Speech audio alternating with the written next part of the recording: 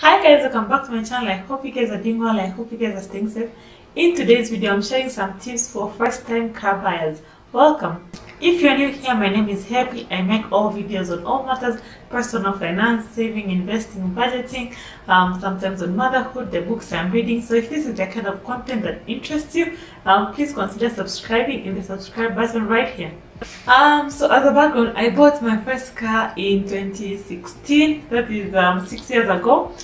Basically, at the time I was in Dar es Salaam, Tanzania. So what I basically did, it was a second-hand car. Went on Before, googled cars, what was on my budget at the time, and I bought it. I ended up buying a Terios Kid. I'll put a picture of a similar car here. I don't know if I have a picture of the car, but I'll put a picture of a similar car right here. So in today's video, I'm sharing some lessons that I learned in my experience buying a car. Yeah, welcome. So my first tip is always consult an expert on cars before you buy a car, especially if it's a second-hand car. I'm not an expert in cars, but I remember what I did. I just went on Before, I googled, and okay, these are the cars on my price range. You have to pay tax if you import a car in TZ, so I was also googling the how much tax I would have to pay, and then when I found out, okay, fine, this is the amount of tax I'm required to pay, this is the amount of money I need to pay for the car, and then I added it up, and it was something that I could afford. I bought it, but in hindsight, the car I ended up buying had so many defects. I remember just the first week it came. When it just came, it had an oil leakage. I had to take it to a car mechanic. He fixes it. I think it cost me like almost $1 million for a new car. It did not really make sense.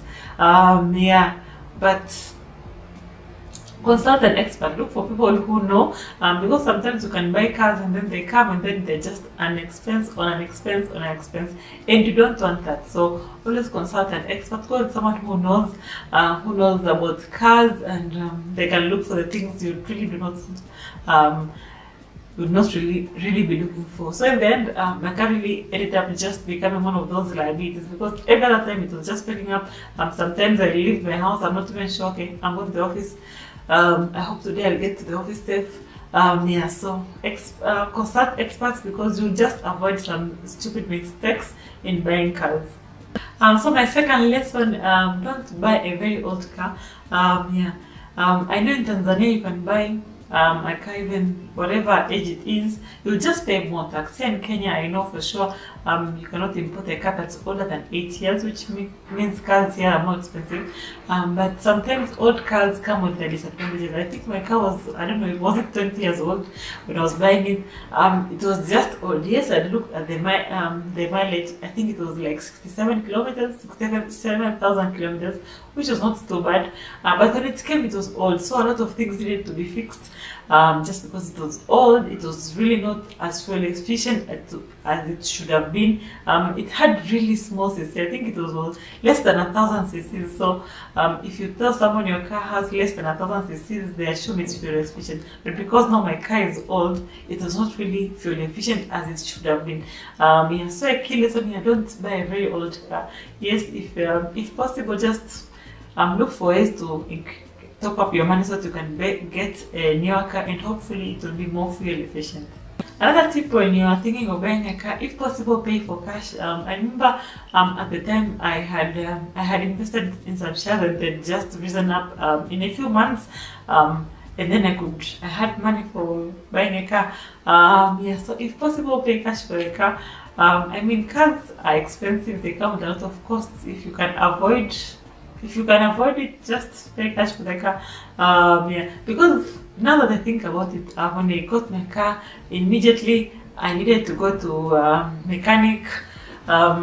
It had so many problems, so I'm thinking, okay, fine. Just imagine the stress I was already going through after buying the car, and then if it was already on a loan, so you have a car that's depreciating, because the moment you buy a car, it is already depreciating. So imagine you have a car that's depreciating, that has so many problems, and you still have to get extra money to fix it. Yeah, and if you got a loan, that stress might just be too much. So if possible, if you can afford it, just pay for cash for a car. I mean, so at least I think the emotional the emotional stress will be less, especially for my car. So I think, okay, the emotional stress was not as big because, okay, I already decided I'm spending this amount of money, so once I needed to fix some things, okay, I'll just top up money.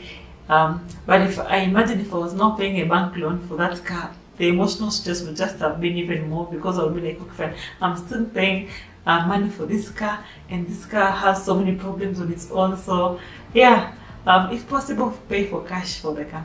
Another tip if you're a first-time car buyer is, if possible, pay comprehensive insurance for a car. You never know, maybe this is your first time driving that car, you might get into an accident, and it just might be so expensive to fix that car. So if possible, pay comprehensive insurance for that car.